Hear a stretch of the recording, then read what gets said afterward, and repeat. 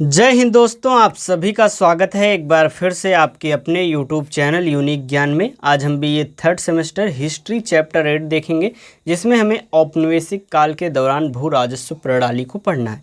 इसके पहले हमने 7 चैप्टर्स बहुत ही बेहतरीन तरीके से आपको बता दिए हैं। अगर आपने नहीं देखे हों तो चैनल पर विजिट कीजिए, आपको प्लेलिस्ट मिल जाएगी BA third semester history classes के नाम से, जहाँ पर आपको सभी क्लासेस मिल जाएंगी। सबसे पहले सिलेबस डिस्कस किया गया है, उसके बाद जो है आपका चैप्टर जो है वाइज टॉपिक वाइज जो है क्लासेस स्टार्ट की गई हैं। तो हमने 7 चैप्टर्स कर लिए हैं। अगर आप चैनल पर नए हैं तो चैनल को सब्सक्राइब कीजिए, वीडियो को लाइक कर दिया करिए, अपना कमेंट अवश्य किया करिए।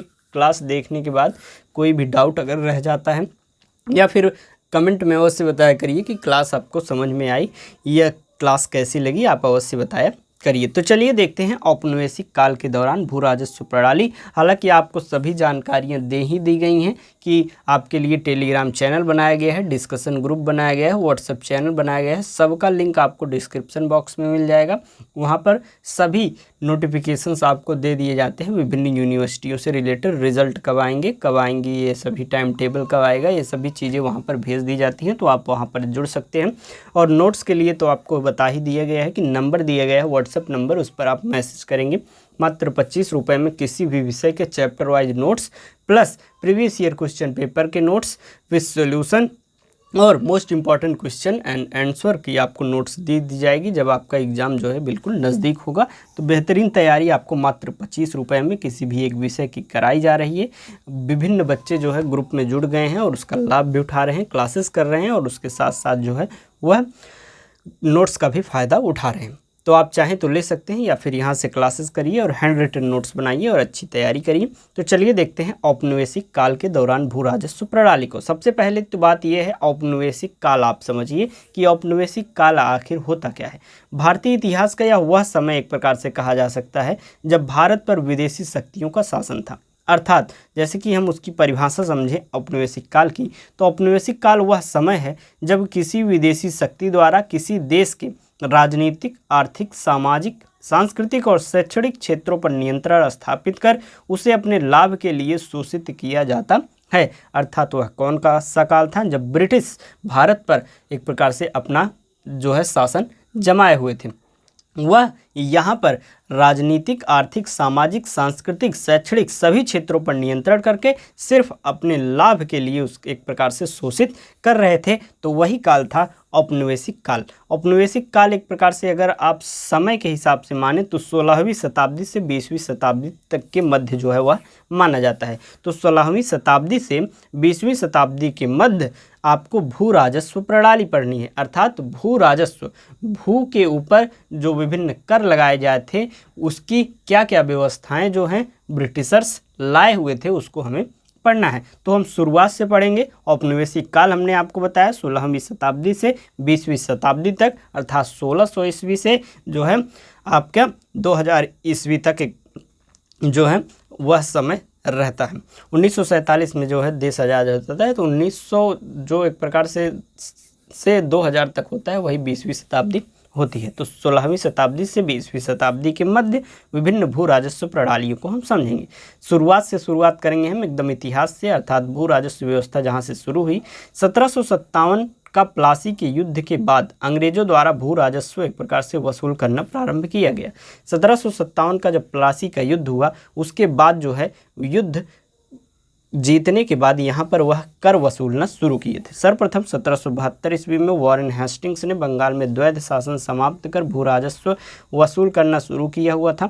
1772 में वॉरेन हेस्टिंग्स ने पंचवर्षीय बंदोबस्त लागू किया, जिसके प्रत्येक क्षेत्र का राजस्व 5 वर्ष के लिए निर्धारित एक प्रकार से किया गया।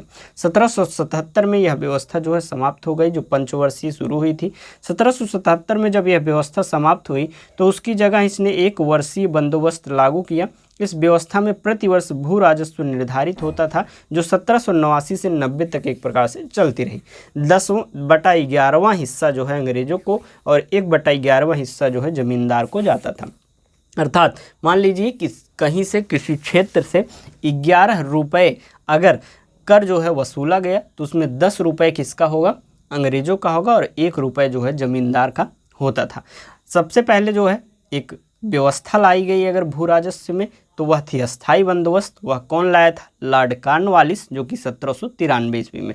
यह किन किन क्षेत्रों पे लगी थी? तो बंगाल, बिहार, उड़ीसा, उत्तर प्रदेश, बनारस, उत्तरी कर्नाटक पर लगा हुआ था। ब्रिटिश सरकार को राजस्व देने की जिम्मेदारी एक प्रकार से जमींदार की थी, और समस्त भूमि का 19% और कर की दर क्या थी? 33% से 50% तक कर की दर लगाई गई थी। अस्थाई बंदोबस्त में क्या होता था? मान लीजिए ये ब्रिटिशर्स हैं और ये एक प्रकार से जमींदार हैं और ये किसान हैं।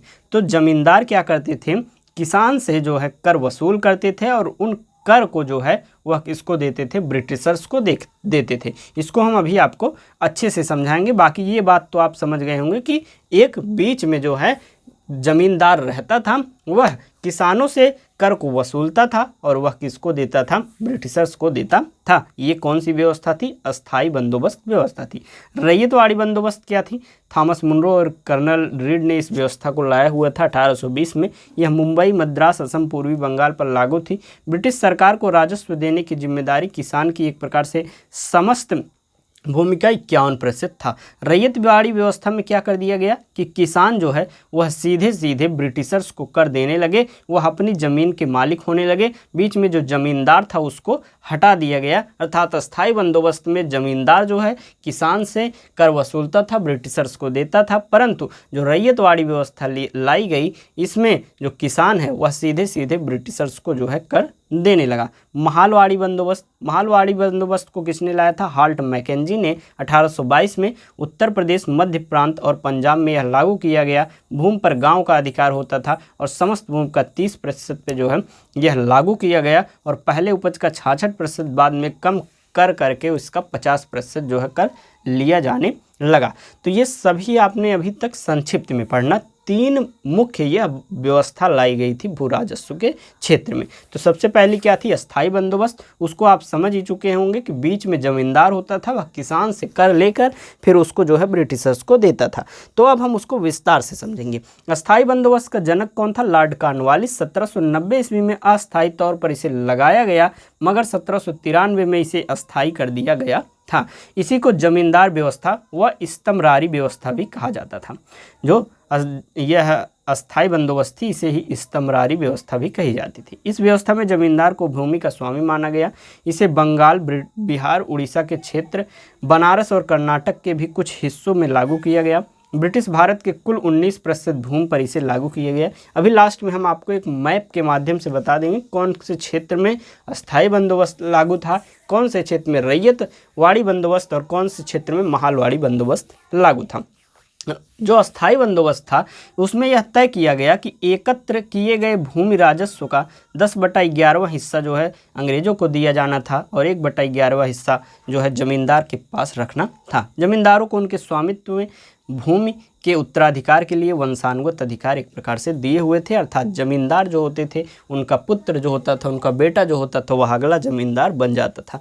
जमींदार जो है एक प्रकार से, अगर ब्रिटिशर्स ने मान लीजिए 20% कर लगाया हुआ है किसानों के ऊपर, तो जमींदार बहुत ही ज़्यादा कर 25%, 30%, 35% वसूल लेते थे। 20% तो ब्रिटिशर्स को दे देते थे, बाकी वह अपने पास रख लेते थे। तो जमींदार क्या हुआ, धीरे धीरे जो है अमीर होते चले गए, और किसानों का शोषण अधिक से अधिक होने लगता था।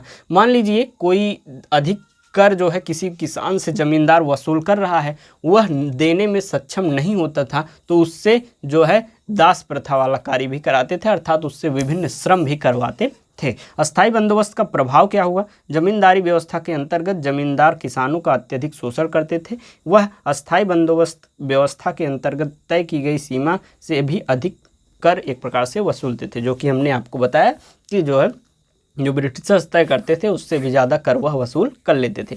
जमींदार यदि निश्चित तिथि तक कंपनी को लगान नहीं देते थे, तो ऐसी स्थिति में सूर्यास्त कानून के द्वारा उनकी ज़मीन छीन ली जाती थी। अब यह सूर्यास्त कानून आपके लिए बहुत इंपॉर्टेंट है। सीधे प्रश्न आपसे जो है क्वेश्चन जो है आपके पेपर में आ सकता है कि सूर्यास्त कानून था क्या। मान लीजिए सूर्यास्त कानून वह था कि जैसे आज यह सितंबर का महीना जो है, सितंबर से अगस्त महीना या आपका चल रहा है 28 अगस्त, तो मान लीजिए कि इस महीने का जो है कर जमींदार को कहा गया कि आप महीने के अंतिम दिन सूर्य के अस्त होने से पहले हमें लाकर दे दीजिए, किसानों से वसूल कर। अगर आप सूर्य अस्त होने के बाद लेकर आते हैं तो आपकी ज़मींदारी जो है वह छीन ली जाएगी और किसी और को दे दी जाएगी। यही था सूर्यास्त कानून। इस व्यवस्था के अंतर्गत किसानों का अत्यधिक शोषण किया गया। जमींदार किसानों से अत्यधिक कर वसूलते थे और उनका शोषण करते थे। कर न देने पर किसानों से एक प्रकार से बंधुआ मजदूरी भी वह करवाते थे, जो कि हमने आपको बताया। ब्रिटिश ईस्ट इंडिया कंपनी को इस व्यवस्था से एक प्रकार से निश्चित आय प्राप्त होती रही। अस्थायी बंदोबस्त व्यवस्था के कारण जमींदारी जो है अत्यधिक शक्तिशाली हो गए और उन्हें कंपनी का भी समर्थन किया। अर्थात उनको जब लाभ होने लगा तो वह कहने लगे कि हाँ, अच्छा कर रहे हैं आप, और कर वसूल कीजिए, किसानों को और शोषित कीजिए, हम तो अमीर हो ही रहे हैं। तो वह कंपनी का समर्थन भी करने लगे।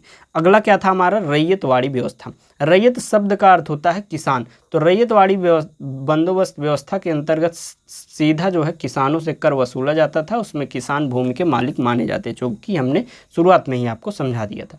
इस व्यवस्था के जनक कर्नल रीड और थॉमस मुनरो थे। इस व्यवस्था का मुख्य उद्देश्य सरकारी आय में वृद्धि करना तथा किसानों के हितों में वृद्धि करना था। इस व्यवस्था को मद्रास, मुंबई, असम के क्षेत्र में लागू किया गया। यह पूरे ब्रिटिश के 51% भूभाग पर लागू हुई। सर्वप्रथम 1792 ईस्वी में कर्नल रीड और थॉमस मुनरो ने इसे व्यवस्था को दक्षिण भारत में 12 महल जिले में लागू किया हुआ था। 1820 में यह व्यवस्था जो है पूरे मद्रास में लागू कर दी गई और थॉमस मुनरो को इस व्यवस्था का गवर्नर जो है नियुक्त किया गया। 1825 में यह व्यवस्था जो है मुंबई प्रांत में लागू हो गई और आगे चलकर असम के भी क्षेत्रों में लागू हुई। रैयतवाड़ी व्यवस्था में भू राजस्व की दरें जो है स्थायी नहीं थी, बल्कि उसमें उतार चढ़ाव होता रहता था। अर्थात कभी कर ज़्यादा ले लिया जाता था, कभी कम ले लिया जाता था। रैयतवाड़ी व्यवस्था के प्रभाव की बात करें तो इस व्यवस्था के अंतर्गत किसानों को बिचौलियों के शोषण से मुक्ति मिली। किसानों को भूमि का मालिकाना अधिकार एक प्रकार से मिला। जो अस्थायी बंदोबस्त इसके पहले था, बीच में जमींदार रहता था, वो बिचौलिया रहता था, वो ज़्यादा शोषण करता था, उससे मुक्ति मिली रैयतवाड़ी व्यवस्था आने से। पर इस व्यवस्था में भी कर की दरें अधिक थी, जिस कारण किसानों से शोषण हुआ। इस व्यवस्था ने साहूकारों को पैदा किया, जो कि किसानों को ब्याज देकर उनका शोषण करते थे। अर्थात जैसे कि मान लीजिए कर किसान सीधे सीधे दे रहे हैं और उनसे कर अधिक वसूला जा रहा है। किसान की उतनी उपज हुई नहीं और वह कर नहीं दे पाता है, तो वह साहूकारों से क्या करता है? उधार ले लेता है। उधार ले लेता है तो उस पर अधिक से अधिक जो है वह ब्याज लगाकर किसानों को अधिक से अधिक वह शोषण करता है। और साहूकार, जिस प्रकार से अस्थायी बंदोबस्त में जमींदार अमीर होते गए, उसी प्रकार साहूकार रैयतवाड़ी व्यवस्था में अमीर होते चले गए। तीसरी व्यवस्था थी महालवाड़ी व्यवस्था। महाल का क्या अर्थ होता है? गांव। इस व्यवस्था के अंतर्गत कर वसूलने का अधिकार गांव के मुखिया को दे दिया गया। अर्थात एक मुखिया होता था। जैसे पहले जमींदार होता था अस्थायी बंदोबस्त में, वैसे महालवाड़ी व्यवस्था में कौन होता था? जो है गांव का मुखिया। वह कर वसूलता था गांव के लोगों से और गांव के लोगों से कर वसूल कर वह ब्रिटिशर्स को देता था। इस व्यवस्था में किसानों को भूमि का स्वामी माना गया। उन्हें भूमि को बेचने और गिरवी रखने का एक प्रकार से अधिकार दिया गया। इस व्यवस्था की अवधारणा सर्वप्रथम हार्ट मैकेंजी ने 1819 ईस्वी में दी और 1822 ईस्वी में यह व्यवस्था जो है कानूनी रूप से शुरू की गई। यह व्यवस्था कहाँ पर थी? पंजाब, मध्य प्रांत और उत्तर प्रदेश में लागू हुई। यह ब्रिटिश भारत के 30% भूभाग पर लागू हुई। भूमि कर कुल उपज का 66% तय किया गया और यह व्यवस्था 30 वर्षों के लिए की गई। इसके बाद लॉर्ड डलहौजी द्वारा कम करके इसे 50% कर दिया गया। मालवाड़ी व्यवस्था के प्रभाव की बात करें तो सबसे पहला प्रभाव पड़ा इस व्यवस्था के अंतर्गत किसी एक किसान पर नहीं बल्कि पूरे गांव पर लगता था। इसमें भी भू राजस्व की दरें एक प्रकार से अधिक थी। इस व्यवस्था में गांव के मुखिया भी धीरे धीरे जमींदार जैसी स्थिति में आ गए। उन्होंने किसानों का शोषण करने शुरू कर दिया। इस व्यवस्था ने भी एक साहूकारों और सूदखोरों को बढ़ावा दिया हुआ था, क्योंकि जो है वह अपने ज़मीनों को गिरवी रखने लगे कर देने के लिए। तो कुल मिलाकर शोषण हर एक व्यवस्था में किसानों का हुआ था। सबसे पहला अस्थाई बंदोबस्त, उसमें जो है जमींदार। दूसरा आ गया रैयतवाड़ी व्यवस्था, उसमें जो है जो होते हैं साहूकार, वह जो है उनका शोषण करने लगे। और तीसरे में जो गांव के मुखिया, साहूकार, सूदखोर सब मिलकर एक प्रकार से किसानों का शोषण करते हैं। इस प्रकार से औपनिवेशिक काल में आपकी जो भू राजस्व व्यवस्थाएं थी सभी हमने पढ़ ली। आप यह देख सकते हैं मैप के माध्यम से। देखिए अस्थाई बंदोबस्त का कलर क्या है, तो ये कलर जहाँ जहाँ पर है यहाँ जो है अस्थाई बंदोबस्त लागू किया था। रैयतवाड़ी ग्रीन और मालवाड़ी व्यवस्था जो है स्काई ब्लू कलर का है। तो यहाँ क्षेत्रों में आपको ऊपर बताया भी गया है। उत्तर प्रदेश जैसे कि है, यहाँ पंजाब, हरियाणा। तो आपको यह नोट्स में भेज दिया जाएगा, अच्छे से आप समझ लीजिए। बाकी चैनल पर बने रहिए, ये चैनल्स आप सब्सक्राइब कर सकते हैं जिससे आपको हेल्प मिल सके। आप जो भी चाहें ज्वाइन कर सकते हैं, डिस्कशन ग्रुप में आप पूछ सकते हैं। बाकी क्लास में कोई भी आपको डाउट हो तो उसका कमेंट में आप जो है पूछ सकते हैं, वह भी बताया जाएगा। क्लासेस के नोट्स प्राप्त करने के लिए इस नंबर पर मैसेज कीजिए, मात्र 25 रुपये पेमेंट कीजिए। क्लासेस के chapter wise notes plus previous year question paper के नोट्स विद सॉल्यूशन और मोस्ट इंपॉर्टेंट क्वेश्चन की एक जो है आपको जो वीडियो आती है उसके भी नोट्स आपको दे दिए जाएंगे। बाकी चैनल पर बने रहिए, चैनल को सब्सक्राइब कीजिए, वीडियो लाइक कीजिए, कमेंट अवश्य करिए क्लास आपको कैसे लगी या कोई डाउट हो तो वह भी आप पूछ सकते हैं। वीडियो को शेयर कीजिए। मिलते हैं नेक्स्ट वीडियो में, धन्यवाद।